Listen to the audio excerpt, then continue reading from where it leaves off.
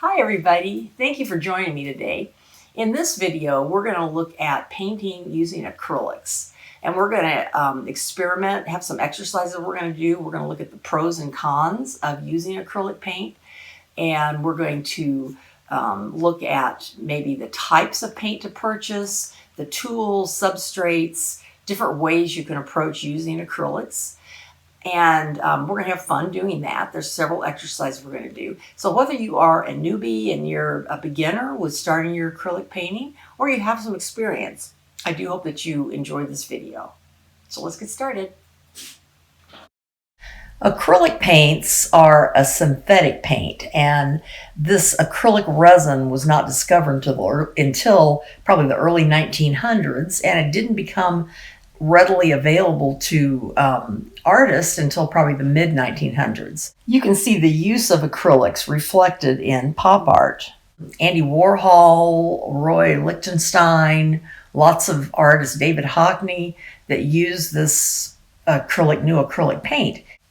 Some of the reasons for this paint's popularity was because it had bright, highly pigmented colors, no harmful fumes, easier cleanup, and it was quicker drying time. So you want to paint with acrylics, but you're asking yourself, where do you even begin? If you go to the store, there are tons of different types of paint, different brands. I'm going to spend a few minutes and go through some of these and kind of direct you on depending on what you're painting, what you would like to choose, what type of acrylic, and what some of the differences are.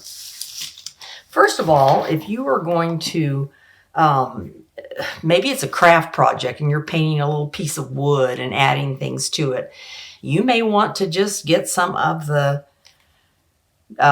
craft paint. This is acrylic paint, and you can find it at Hobby Lobby or Michael's or even Walmart. You can find this. It's cheaper, doesn't cost very much. The difference is it doesn't have as heavy of a pigment load. So your colors, and a little bit I'll show you the differences. I'll paint on paper and show that to you. But you know, it's fine if you're just doing something real simple. I wouldn't advise this if you're going to do an acrylic landscape painting on canvas or on panel. It's just not going to show the pigment as much. It also has more fillers. So that may be something, hobby craft, you may want to get something like this. Here's some that you can also find, the economy acrylic. For white, lots of times I'll use this, but once again, it's probably less pigment, less covering power, and more fillers. My two favorite brands are Golden Acrylics and Liquitex. The Golden acrylics, you can get those in the heavy body, which is in the tubes. Got several of them here.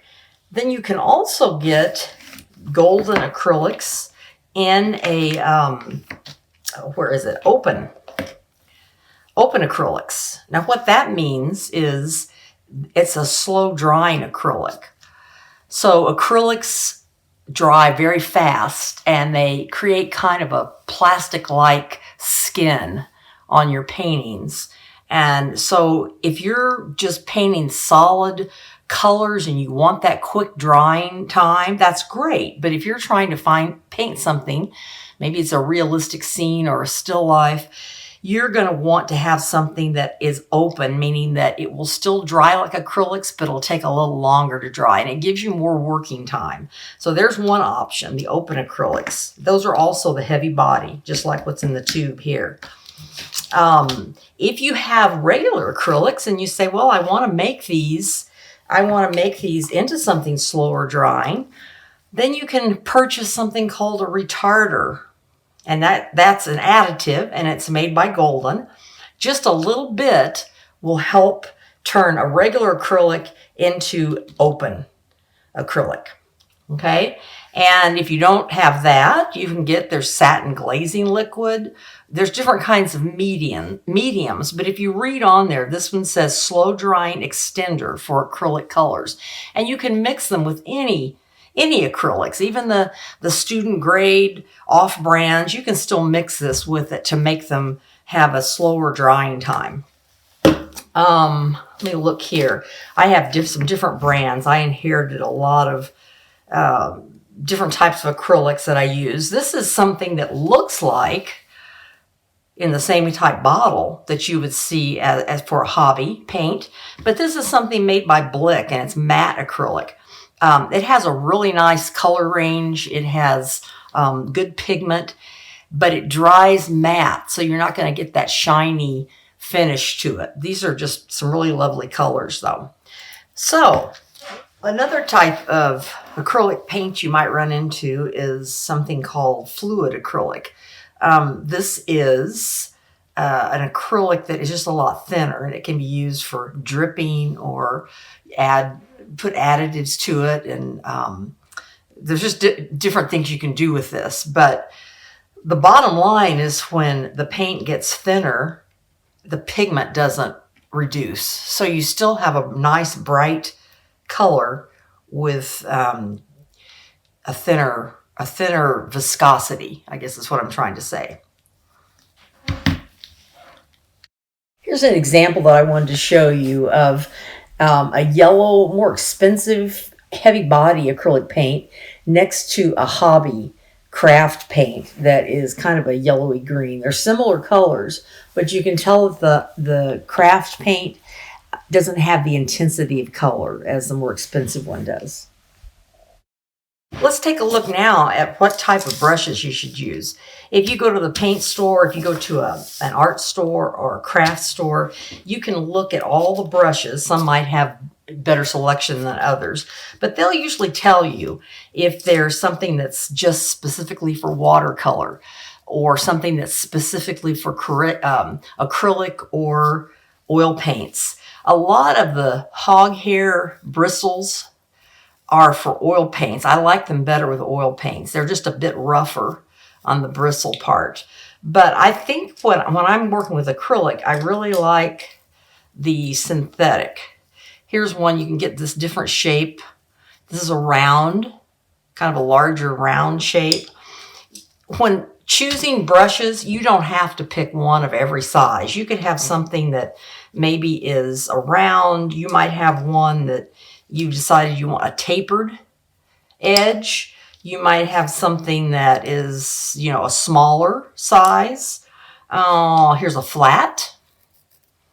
So all of these will work, and a lot of it just depends on what you are going to be painting. And if you want to do try to do more blending, then you might need a softer brush. You might need something that has a softer bristle to it rather than that real stiff hog hair.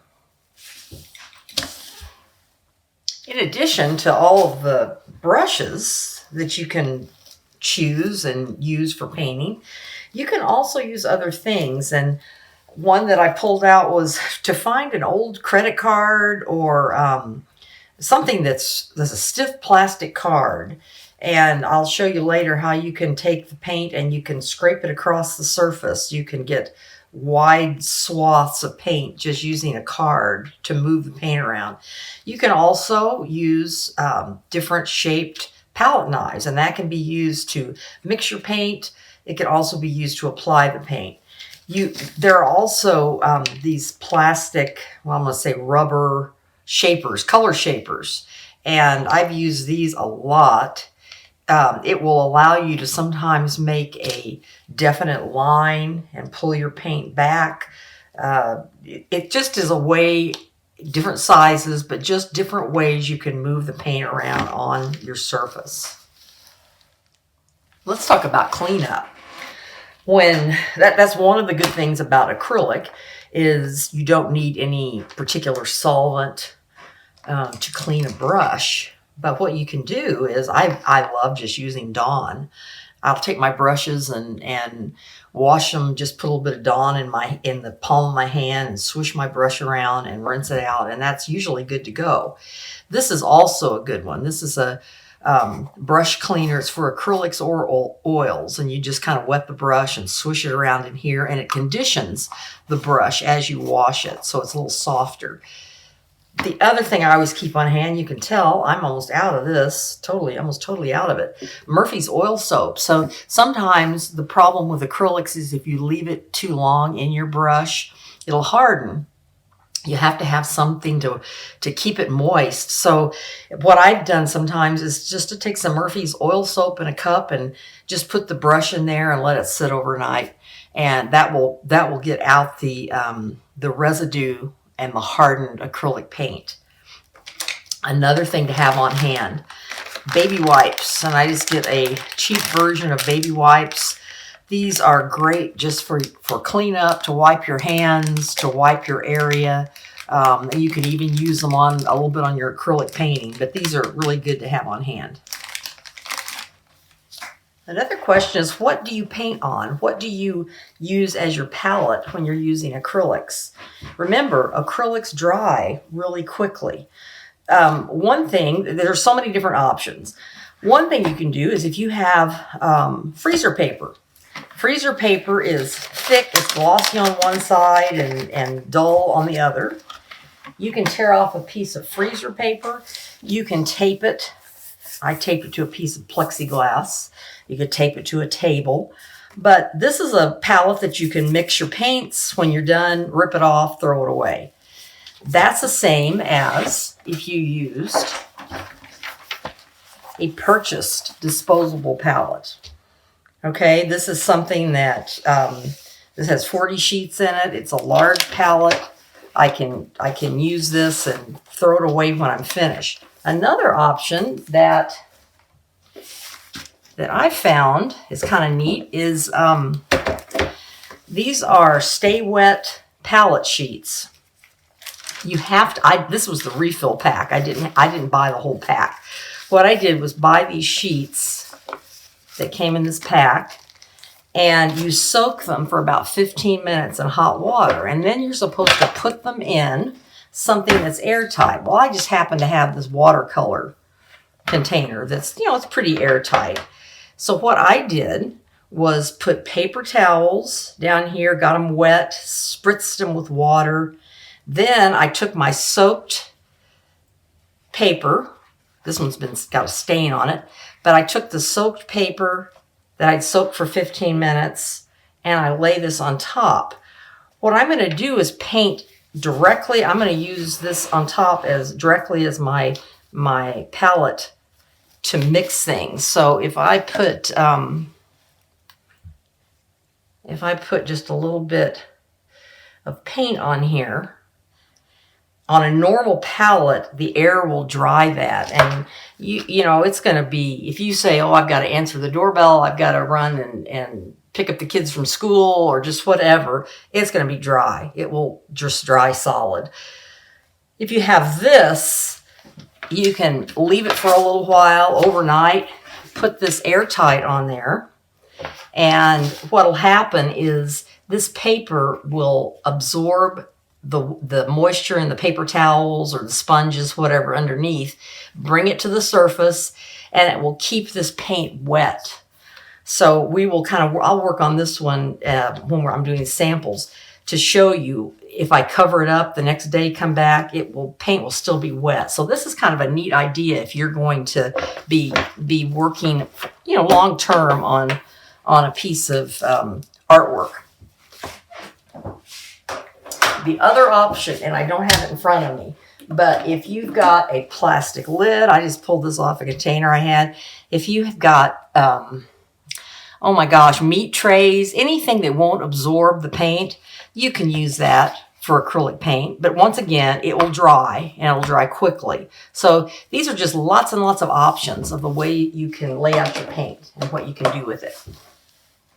Another question that you might be asking is, what substrate am I going to use to paint on? Because acrylic will seal and become kind of a plastic type surface to it, you can use paper. Now what this paper is watercolor paper, kind of a smooth watercolor paper. Let me see exactly what it is. Oh, this is 140 pound watercolor. And so in using this, it's thick enough I won't have lots of ripples with painting. If I tried to do oil painting on this, the oils would seep through the paper. So I would need to seal the paper first with gesso. But this is acrylic, so you don't need to do that. So paper is one thing, and you may want to do your some sketches, some quick sketches, maybe some sample sheets on paper. Then, for a painting, I'm looking at, this is a gessoed, it's a cradled birch panel board. And I gessoed, so I wasn't going to be just painting straight on the wood, but this is wood. I've also got this panel. This was gessoed over so I could reuse it, but this is just a flat panel that you can get. I've also got your good old-fashioned canvas. That's been gessoed. You can tell this has been used for something else and gessoed over, so we're going to do some samples maybe on this because I didn't want to start a whole new canvas. But those are some different things that you can use. This is kind of interesting because even I was showing you the paper. If you decided you wanted a sketchbook, maybe it isn't this size, but you decided you wanted to do some kind of sketchbook and it had the heavy paper in it, you could use acrylic paints all through there and do kind of like a color studies, visual diary without feeling committed to completing a whole painting. Okay, so the other thing I wanted to show you is how do you set up your station. This is how I do it. I have 2 containers of water. One container is when my brush is super dirty with paint. That's my first container. I'll dab it off with a paper towel. Then I'll reach in here to clean it the second time. So this water is going to be less dirty than this water. And that's how I kind of keep my brushes clean. I'm going to go ahead and use the palette that I told you about that is still damp. Got the damp sheets on it. It's got the paper towels under it to keep the paint wet. One thing I'm going to say to you is that you might want to have, I don't think I need it for this palette because the dampness is coming up from underneath, but if you use a regular palette, you might want to have a spritzer, and sometimes as you're painting, you can just spritz it with a little bit of water, just a mist of water, and that will help keep your paint damp. Watch out that you don't add too much water to acrylic because those suspended particles of pigment will start to separate when you use it and add tons and tons of water. So you're better off using a medium if you want to extend the viscosity and your application of the paint. Just spritzing it lightly with water will help keep it moist though, and prevent a surface shell from forming on the paint. What I wanted to show you with this is that I put down paint just very simply. If you're going out and buying paint and you don't feel like you have to buy every color you see, to start with, I would say I just put down a basic red, yellow, blue. I put 2 different blues. This is ultramarine and this is cobalt. And then I put white and black. And out of these, you can mix lots and lots and lots of colors. And that may be a good starting point instead of just, you want to save money and you don't want to go out and just buy everything. Once you start painting, you can figure out that maybe you want to add a yellow ochre. Maybe you want, I love quinacridone, nickel azo gold is a wonderful color. There may be some colors that you want to try and add to the mix. But for now, we're just going to do that. And what I did was I took a page and I practiced. This is one of the exercises. I want you to take a page or whatever your substrate is. Practice mixing those colors. Make sure you can see all this. So you can just tell by, adding the red and the blue, I came up with purples, different shades of purples. I added the red and the white, and I came up with different values of pink. I added the yellow and the orange, mixed those together, and there are different oranges. And then I started adding white to them to create peach colors. I added the yellow, mixed the yellows and the blues, and came up with different greens. Added white to it to make it a different shade. So these are just some exercises. See what you can mix with the paints with just those simple colors. Let's also take a look at your palette if you're using the this kind, the disposable palette. If you're doing that, what I have done in the past is, you can mix and mix and mix, and then you have all this, you can tell there's just a sheen of all how the paint has turned, left kind of a plastic coating. What you can do with that, it's twofold. You can take a palette knife or something here, and I may want to use this sheet again, but I also, as I do this, oh my gosh, I can get, sometimes in bigger chunks than other times, I can get what they call acrylic skins. And do you see how that's pulling up? That pulls up from the slick surface of the palette paper, and you end up with a thin skin. It's kind of fun because it's going to be different colors on the top versus when you flip it over and see what's underneath. I will save these, and then sometimes in my acrylic painting, I will use these as collage pieces. Here's some more examples. I had a bigger piece this time. Let's see how I'm pulling that off. This has got some great colors on this side and some different colors on that side. I want you to try an exercise where you're going to blend colors, and the thing that you notice with acrylics is they don't blend as easily as oil paints because they dry quickly. So what I did was take a little matte medium. This is an extender, a paint extender. It could be matte medium, it could be the gloss medium. I put a little bit on my palette. And as I'm wanting to blend, I'm going to go ahead and I'll dip my brush in that and add a little bit of that to see if I can make it blend better. What I want you to do is just make a simple shape, and I'm going to say, I don't know, I'm going to make a circle, and I've created two areas here on my paper. And once again, whatever substrate you use is fine. I'm thinking paper is just an easy way to do some exercises. And I've got my water, I've got some brushes, I've got my paper towel. Let's see, I'm going to go ahead and, what color? I think I'm going to let's mix an orange for that round shape, and I'm going to see if I can make, let's have the light coming from this side. And so that means it's going to be lighter, it's going to be darker over here, and I know that I'll have some kind of shadow under it. So I'll have to add that. Let's see if I can do that. This is not going to be, it's just a flat shape that I'm trying to turn into some kind of form.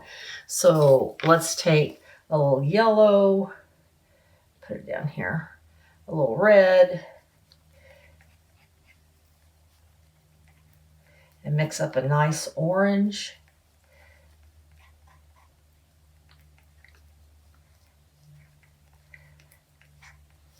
And then I'm going to take, I think, yellow down here. I got something on there we go. Take yellow down here and make a lighter orange. Okay, let's see what we can do with that.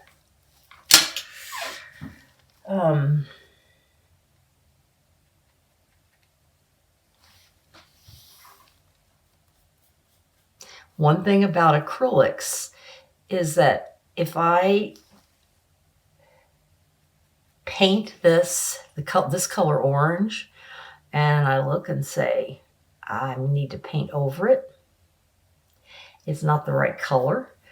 It dries so quickly, you can do that. With oils, yeah, you can paint over things, but you need to let the oil set up for a few hours or entire day. So that can be good or bad, depending on what you're wanting to do. So I painted this whole thing orange, and I'm trying to see, I want some lighter up here.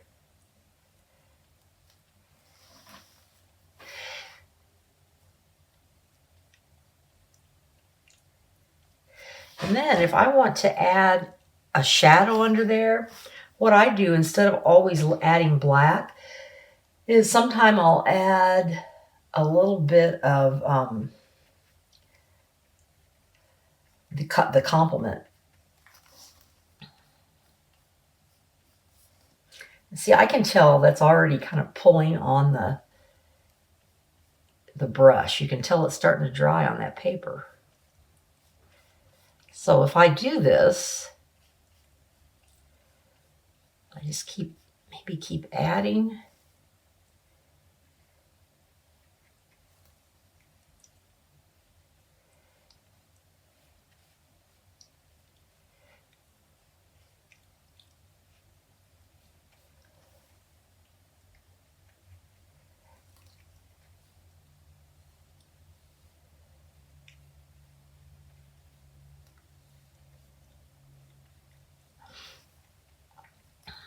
So let me finish up on that one, and I'll come back and show you what I came up with.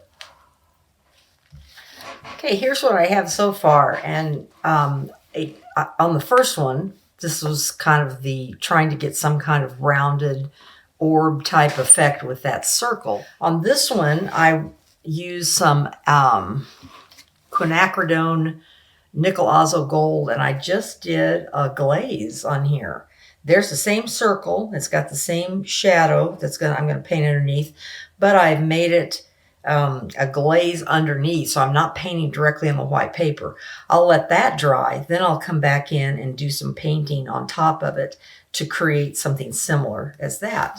And I'll come back and show you what to do. Oh, also on this, when I put the glazing down, I wanted to lighten up some area. And I took that wet wipe and started wiping some of this glaze away. That will sometimes help you and give a luminosity to your paint. But let's see what happens. I'll come back and work on this, and I'll show you what I've done.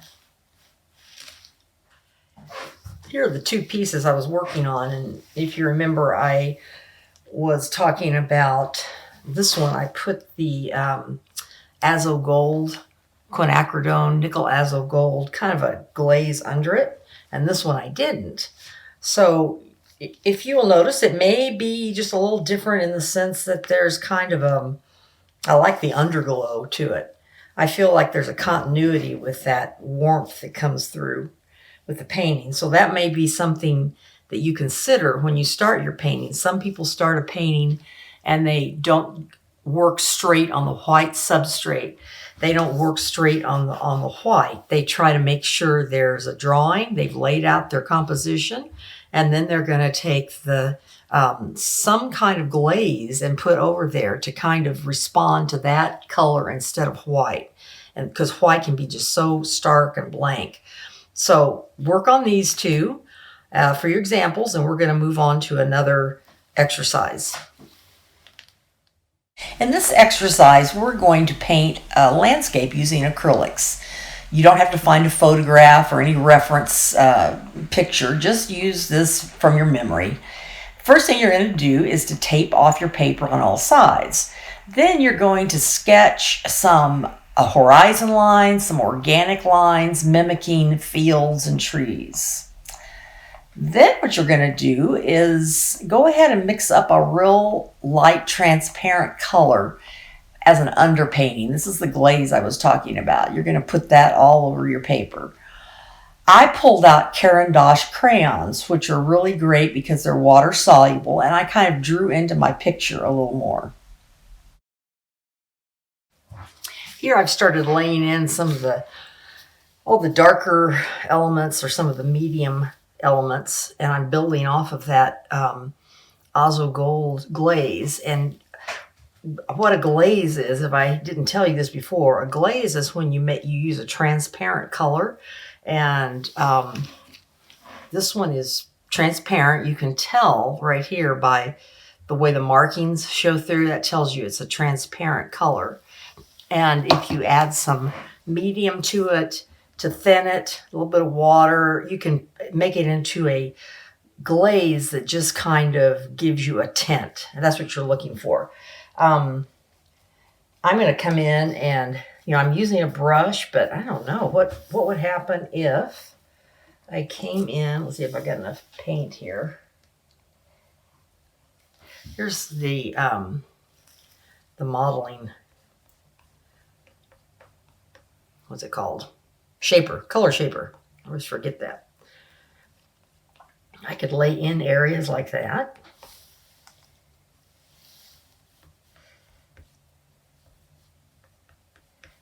And I've drawn on it a little bit with the Caran d'Ache. That's water soluble. If you'll notice when I'm using the color shaper, look how it goes on thinner because I'm scraping away at it. I'm kind of thinking I need a little more of the yellow ochre. And like I said before, you can certainly mix a yellow ochre. You don't have to purchase it. Your colors, the yellows and the blues and the reds all mixed together, a little white added to a little black. You can make your own, but sometimes this is such a common color in nature that it's easier just to have yellow ochre.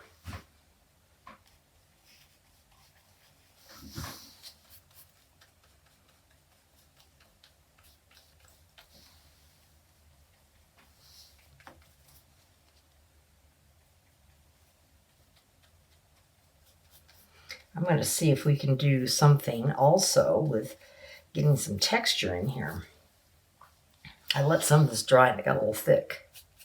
But, if you're abstracting a landscape and you just make the colors flat, and that's your choice, that's something you can do. But you might decide there's lots of texture in there. There's lots of different colors that are within the grasses, and you can just keep kind of adding to it.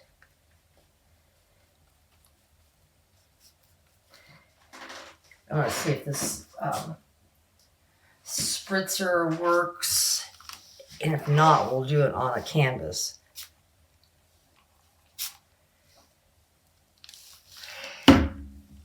You can sometimes take water, and before it's totally dry, the paint's totally dry, you add little dabs of water to it, let it sit for a minute, scrape it away, and it will create a texture and it will remove some of the paint. You can also do that with alcohol.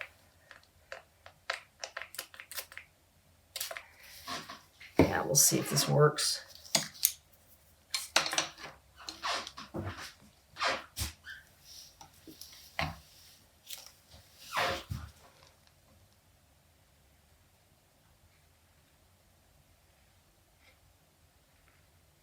You're not seeing the dots quite as much as I wanted. Yeah, a little bit there. Added some more color. I've been laying in some more things here. And then I went back to some of the pieces that I said were the acrylic skins. And I was thinking, what would happen if let's see if I can pull this up. If I put some of those in there as collage pieces, they're still acrylic, but they can suffice as pieces of collage in my painting. So let me find a clean brush over here so I can So I have everything out, and then I'm trying to, this isn't very clean, but all I'm going to do is use the matte medium.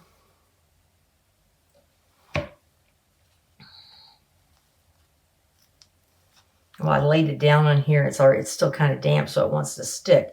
But whenever you're adhering this, I would say matte medium, and then make sure that it's stuck all the way down, that you don't have any air bubbles. And it's kind of delicate, so you don't want to tear at it too much. But basically, this is going to be a layer in here that you've used. And if you were mixing your paints with some of the similar colors, you're going to find some of those colors in your collage pieces here. I kind of just let that dry. I might come in and I'm kind of liking that piece right there, maybe not with all the blue. I could still, the thing about it is I can put this here, and then if I decide I don't want that blue, I can just come and paint over it. I can add all kinds of collage pieces and then just keep building it. So here is this piece. I pulled the tape off, and it kind of shows you how I painted on it. I added some of the acrylic skins to it. I drew into it a little more. And, you know, I could keep adding, especially if I was not on this paper, because that's starting to wrinkle just a little bit. That gives you a little bit of an idea of how you can approach a landscape. Next, let's work on a cradled panel board. So this is a 12 by 12 cradle board, and what I do, I've already gessoed the front of the board, and I usually use maybe 3 coats of gesso. And then I try to tape the cradled part. And you can buy these pre-gessoed. You don't have to do it yourself. I'll show you a little bit the kind of gesso I use. Well, there are a lot of different kinds. Cheaper is not always better, because you want it thick enough to cover the board and not to be so watery. But you see how I'm covering that? The reason is that if you splash paint everywhere and your hands are dirty and you get it on the edge, at the very end of the painting, you can pull this off and your edges will be fairly clean. And then what I end up doing is I take acrylic paint, whether I'm doing oil painting or not, even if it's an oil painting, I'll make sure the edges are gessoed, and I will put black acrylic or some dark color acrylic, and that kind of suffices as a frame. Here's one type of gesso I use, and Liquitex is a good brand, Golden is a good brand. It's a gypsum-based primer, and that's when I refer to gesso, that's what I'm talking about. Instead of you painting the first coat in white acrylic, you do the primer, and the paint will adhere to it much better, and it seals the surface. Now let's approach a still life. This is the picture that I'm going to go from. And what I did was sketch it out on my panel board just with pencil. Then I did an underpainting of a brighter orange. So I can still see my drawing through this. And I want to make sure you can see what I'm doing here. I've got my paints. I'm trying to stick as much to the colors we talked about, the red, yellow, blues, and I put a little teal out, and I put a little yellow ochre out. If you can see that, a little yellow ochre, a little teal. And I'm trying to kind of mix colors from that. Before I start putting paint on here, well, first of all, let me tell you why I painted it bright orange. Instead of using the glaze that was kind of a thin tint, I decided to go with something brighter. And that was the orange. And I'm thinking, because as I paint and I get to my edges, some of that blue might really pop if just a little bit of the orange peeks through. So that's kind of what I was thinking about. This is what I'm going to be working on. And that is the same painting, only in, or the same photo, but I've converted to black and white, to grayscale. And when I start laying in colors, I kind of look for the medium ground first. So I'm going to kind of look for the aqua blue vase, a little pitcher, and the orange, kind of yellow-orange saucer. Those are kind of my medium colors. And then I'll kind of merge into the yellows. This is darker. So when you're doing this, kind of look at your values and start medium and then go light and go dark. That's how I approach it. But before I get started with that, one thing I want to show you is with acrylics, I have the hardest time sometimes with lids not wanting to come off. With oil paints, I don't have that problem. But with this, I do. And so if you want to prevent that, when you put the lid back on, wipe it with a paper towel. Another trick is to take just a tiny bit of Vaseline and put it around the rim. I haven't cleaned this one off, which I should do that. But if you just put it, don't put it in the paint, but just kind of put it around that rim, it's going to help the lid to come off a little easier. And then when all else fails, oh, I need to put some more yellow out. When all else fails, make sure you have some kind of pliers or something like this that you could, it'll help you get the lid off. Okay, so I'm going to start mixing. Look at my piece up here. I have gone ahead and mixed some of the not retarder, but I mixed the medium here so I can mix with it. Mix it with my paints. Help it flow a little better. Some of my orange.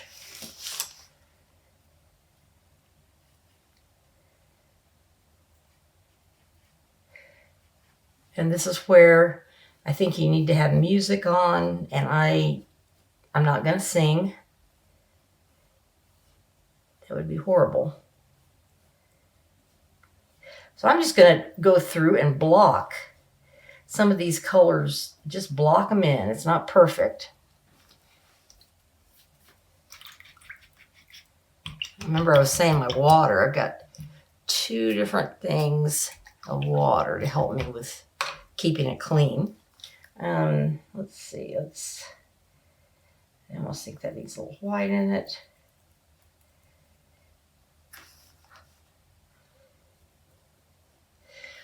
That's going to be, I mean, that is vibrant. It's like, wow. So when you are painting, think about if you want to tone down that color, that may be fine. But if I want to get to a point and say, oh, that really needs to be toned down, the one thing I can add to a color is its complement. And that, look at the color, look at your color wheel. And, you know, for yellow, if I want to tone that down a bit, I'm going to add a little bit of purple. And I mix purple by blue and red. So I add just a tiny bit of that to it. If I've got this kind of green, teal, blue, I can add probably I would probably add a little orange to it to kind of tone it down a little bit. Let's see what else I can do here.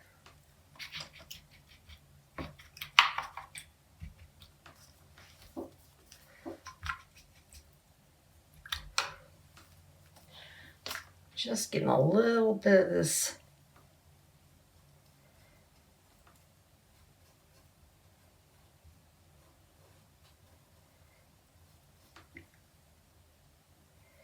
And as I keep working, like I said, it's very neat how you can paint over this. One thing that you can do, and when I get more paint on here, we'll show you how you can take either blue painter's tape or this yellow frog tape. And let's say I wanted to get a super straight line down here on that edge. I can actually mask it out and tape it right there, and that will give me a clean edge. Well, I've worked on this, and I'm going to let it dry for a little bit, let it set up, and probably come back and work on it some more. But this is as far as I've gotten at this point. Let's try a few more exercises.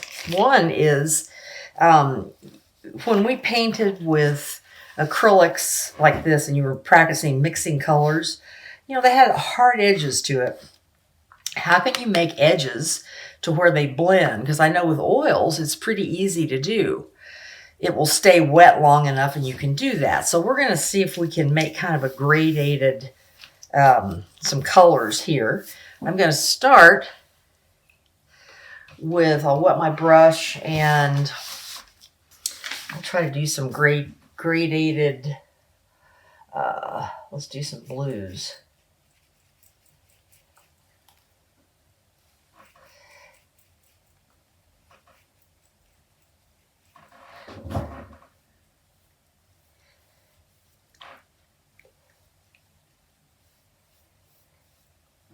I'm going to add some different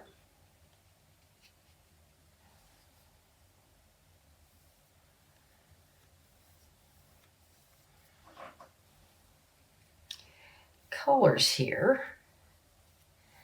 And I'm going to try with a dry brush coming in. I've added a little water, but I'm going to see what happens if I use a dry brush technique.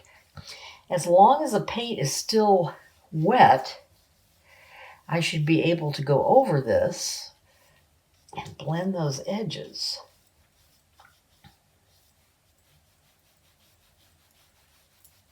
Make them soft. And that is just with, just a simple, this was just a dry brush that I had. So let's see what more colors I can add up here. I could do this with my glazing liquid. Maybe I'll try mixing a little bit with that with it. I don't know, that's getting dry right there. I don't want it to dry out too much. Let's see if I can put a little glazing liquid in some of these colors. Remember, the glazing liquid just would keep the paint from drying out as quickly.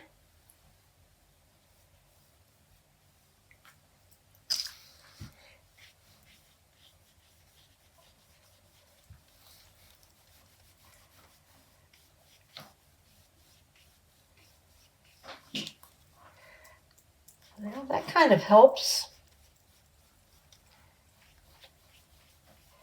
So that's a technique to try with. I didn't do a very good job right there, but to keep this wet and then try to try to blend using a dry brush, just a loose, soft brush is what you're going to use. I'm going to see if I can finish this going all the way up. So here's a kind of a tip. If you want to blend colors, go ahead and mix your paint with just a little water. Don't add too much because you don't want to turn this into watercolors. Remember what I said earlier, that if the pigment separates from the binder, it's going to look kind of flaky. So you don't want that to happen. Add a little water, just thin it, and maybe even you're using a paint that, an acrylic paint that's not the heavy body. Maybe you're using more of the liquid kind. You paint that on, and then you're able to take a dry brush, and a fat dry brush. I even have this one that came from a watercolor set. That would work. Any kind of fatter mop brush, and you just, while it's still damp, you just start taking the edges and going back and forth and blending the edges. And I didn't get this perfect, but you can tell that, yeah, I got some of the places blended. That can give you something that's a little less than a harsh edge. Let's try doing some glazing over acrylic paint that's already been put down. This is what we used in the beginning, one of the first exercises we did with mixing paints. And remember I said it had hard edges to it. So if you want to glaze over something, it doesn't mean using it like watercolor and adding tons of water, because it'll kind of separate it out. But if you use a glazing medium, a matte medium, remember I had this right here that you can use. some kind of medium that will thin out the paint but keep the pigment. So let's see what happens if I took, I'm just going to make a swatch right here.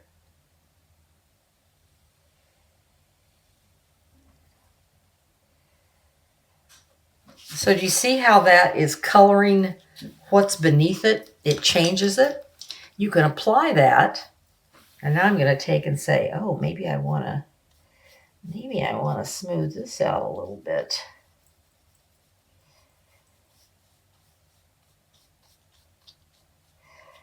But you can take and change the color or add a tint of something on it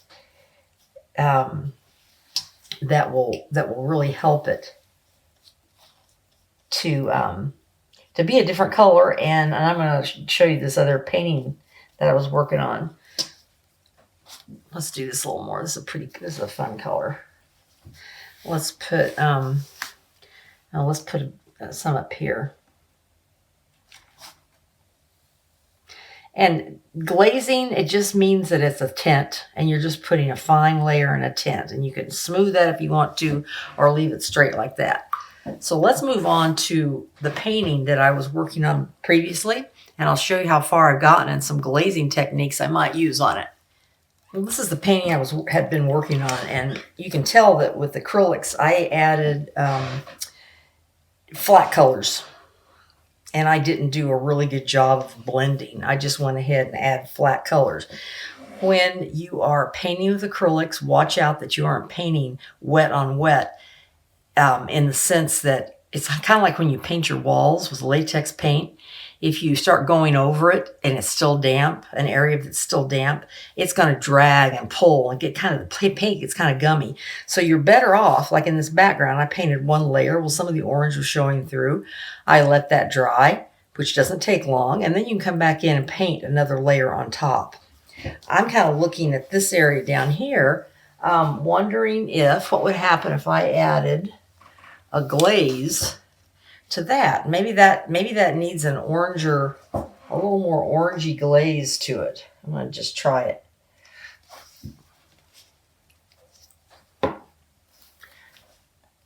And just we'll see what happens. If I didn't want to put a whole new color on there, look what happens with that.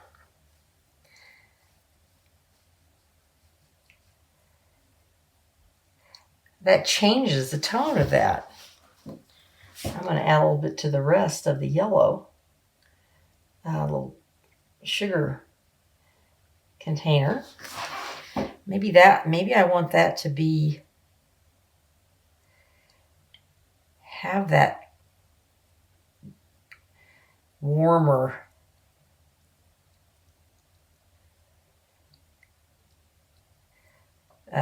color to it. Now, this may not be exactly the way I'm going to keep it, but do you see how that warmed it up? It just totally changed it, and that's by putting layers and glazes. So let's take a look at, I've already got paint down, and let's see what happens if I put paint over it and kind of glaze over that. And then I want to create a texture, so I'm going to take some alcohol.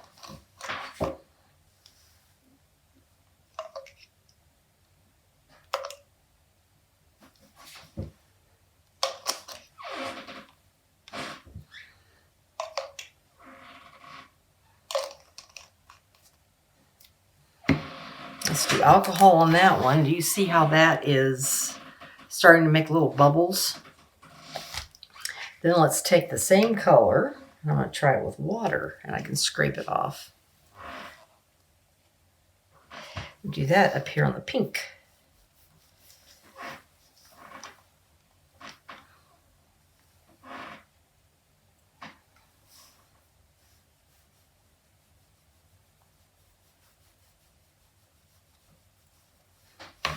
Okay, that's still damp, so I'm going to take just a little bit of splatter of water on there. Okay, so you let that sit for a while until the paint The water is still wet, but the paint around it dries. Then we're going to come back and I'll show you what it looks like when I've taken it off. Okay, so here's what I came up here with. Here's the alcohol, and I just dabbed it off. And then here I took a scraper. Could be a credit card. I used a bowl scraper, and I just scraped the dots. And you can see it creates a texture. So whatever color was underneath, it shows through. So that's just another technique you might want to try. Well, we've reached the end of our video, and I hope you've enjoyed it. And I hope you've gained some insight and inspiration on how to use acrylic paints. Remember, the key in all of this is just to keep practicing and trying new techniques. Just keep painting. Have fun.